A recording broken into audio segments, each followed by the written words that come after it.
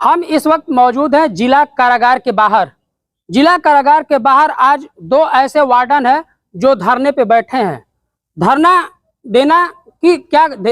देने का क्या कारण है, किस वजह से ये लोग आज धरना दे रहे हैं, मैं खुद इन लोगों से बात करता हूं और जानने का प्रयास करता हूं। एक बार अपना परिचय बताइए। गोपाल पांडे, जेल वार्डन, जिला कारागार गाजीपुर। गोपाल जी, आज धरना देने की नौबत क्यों आई? अधीक्षक महोदय द्वारा मेरा शोषण किया जा रहा है। 1 वर्ष से लगातार शोषण ही किया जा रहा है। क्योंकि ये भ्रष्टाचार में लिप्त हैं, इसलिए मेरा बराबर शोषण कर रहे हैं। हम भ्रष्टाचार नहीं करना चाहते हैं। किस तरह का भ्रष्टाचार? ये भ्रष्टाचार जेल में अवैध तमाम प्रकार की, जैसे कैंटीन चलाते हैं, नाई की दुकान चलाते हैं, भंडारे में कम राशन देते हैं, बंदियों का मोबाइल पकड़ते हैं, पैसा लेते हैं, मोबाइल चलवाते हैं, तमाम प्रकार की अनियमितताएं हैं जो गणनाम नहीं है।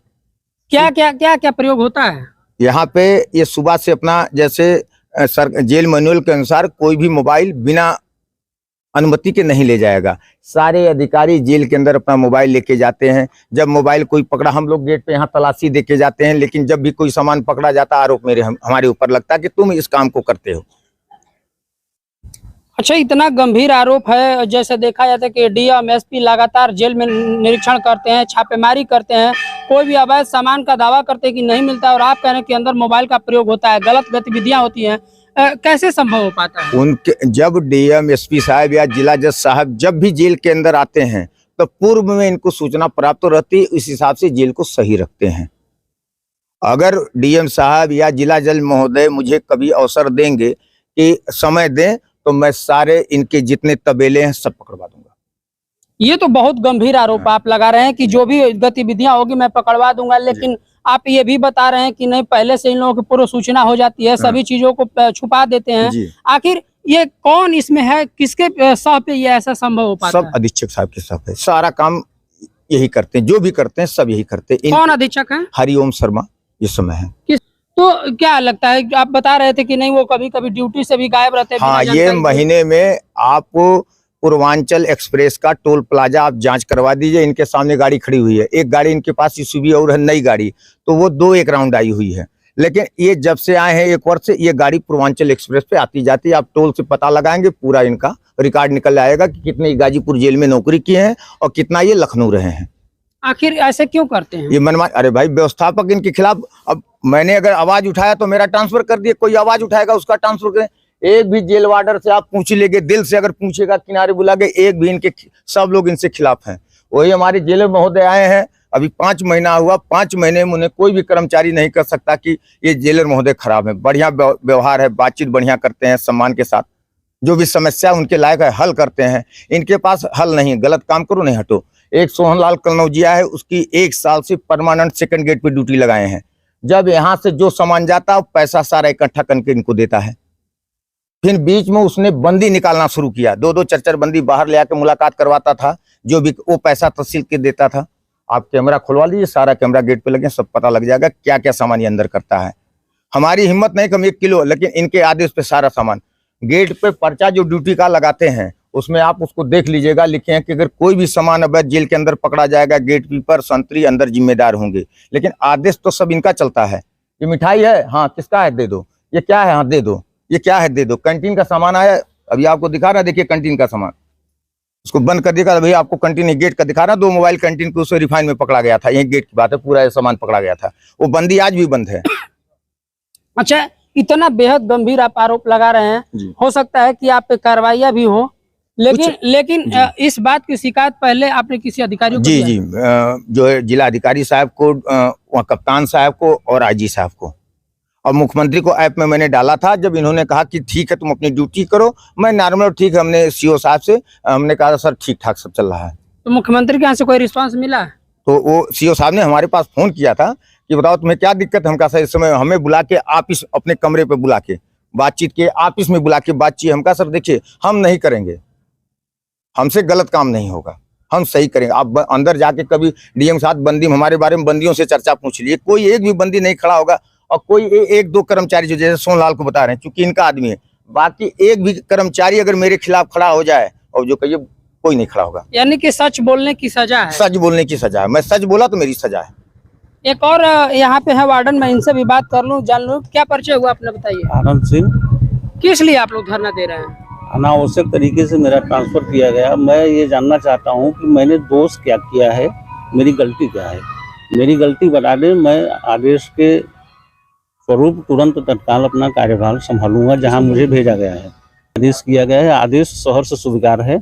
गलती मेरी बता दी जाए कि मैंने अपराध क्या किया है। अच्छा, बताया जा रहा है, जैसा कि आपके साथी बता रहे थे, कि अंदर मोबाइल और गलत गतिविधियां चलती रहती हैं, ऐसा है क्या? अब है तो है ही है, फिलहाल जहाँ तक हमको जानकारी है, उनको ज़्यादा जानकारी है। यानी कि ऐसा है। जी। आप लोगों ने शिकायत किया और कहीं? अब हम लोग शिकायत कहाँ किए हैं, सब जान ही रहे हैं सब। वही तो है कि सही काम पर सजा मिलेगी। देखिए, इन लोग बता रहे हैं कि जिस तरह से जेल के अंदर मैनुअल के खिलाफ जाकर मोबाइल का प्रयोग करना या फिर अन्य सामान बाहर से अंदर ले जाना, लोगों से मिलवाने का काम जो जेलर के द्वारा कराया जाता है, कहीं ना कहीं सवालों के घेरे में आता है। सवाल ये भी है कि जब हर महीने डीएम और एसपी खुद जिले का औचक निरीक्षण करते हैं, छापेमारी करते हैं, इसके बावजूद भी अगर इस तरह का आरोप लगता है तो कहीं ना कहीं सभी अधिकारियों पर, कर्मचारियों पर गंभीर सवाल खड़ा करता है। यह अपने आप में सवाल पूछता है कि क्या इस तरह के कब तक गतिविधियां जेल के अंदर जारी रहेगी, जो कि पूर्व से भी सुर्खियों में जिला जेल रहा करता था। मैं हरिओम शर्मा, यहाँ जेल अधीक्षक गाजीपुर के रूप में तैनात हूँ। सर, 2 वार्डन धरने पे बैठे हैं, उनका तमाम आरोप है कि जेल में मोबाइल यूज होता है, मैनुअल के खिलाफ सब गलत गतिविधियां होती हैं। सर, क्या है सच्चाई? देखिए, जेल में मोबाइल इस समय ना के बराबर है।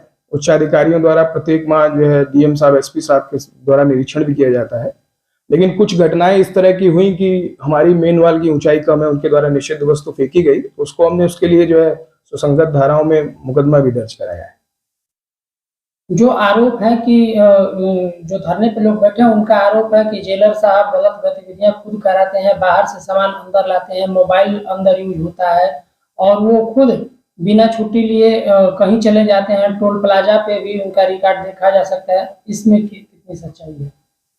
नहीं, अनर्गल आरोप है। बिना उच्चाधिकारी के आदेश के कभी भी कोई यहाँ का अधिकारी स्टेशन नहीं छोड़ता है। जेलर तक के अवकाश की अनुमति मैं देता हूँ और मैं अपने अवकाश की अनुमति डीआईजी महोदय के माध्यम से देता हूँ। पूर्व में भी इन दोनों बंदी रक्षकों पे जो है आरोप लग चुके हैं, ये इनके दंड भी दिया जा चुका है, इसके बारे में क्या कहना है?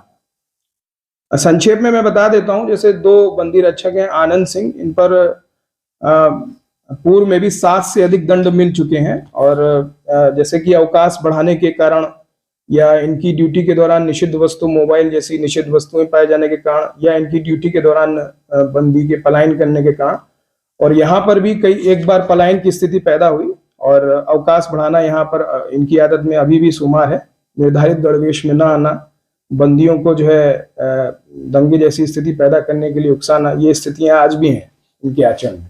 और दूसरा एक बंदी रक्षक और है, गोपाल पांडे, उसके विषय में भी मैं बता दूं, पूर्व में भी इनके द्वारा अपनी पत्नी के माध्यम से झूठा आरोप पत्र लगाया गया था और कहा गया था कि हमसे त्यागपत्र लिखवाया गया। इसी तरह से विजय मिश्रा, जो कि भदोही से विधायक हैं, इनकी अवैधानिक मदद की गई थी इसके, और इसी प्रकार से उप महानिरीक्षक मेरठ के वैध आदेशों को नोट करने से मना किया गया था। बलरामपुर में भी उच्चाधिकारियों पर आपके द्वारा अनर्गल आरोप लगाए गए और उक्त आरोप असत्य पाए गए, जिस कारण से इनको दंड दिया गया था। यहाँ पर भी यही स्थिति थी। आपकी जो भी ड्यूटी लगाई जाती थी उसको करने से मना करते थे, जो कि जेलर रिपोर्ट बुक में दर्ज है। इसी प्रकार अन्य बंदी रक्षकों की भी जो ड्यूटी लगती थी उस पर उच्चाधिकारियों के आदेश पर आरटीआई के माध्यम से और अन्य माध्यम से दबाव बनाने का प्रयास करते थे कि मैं जो अपनी ड्यूटी कहूँ वही लगाई जाए, इसके अलावा न लगाई जाए।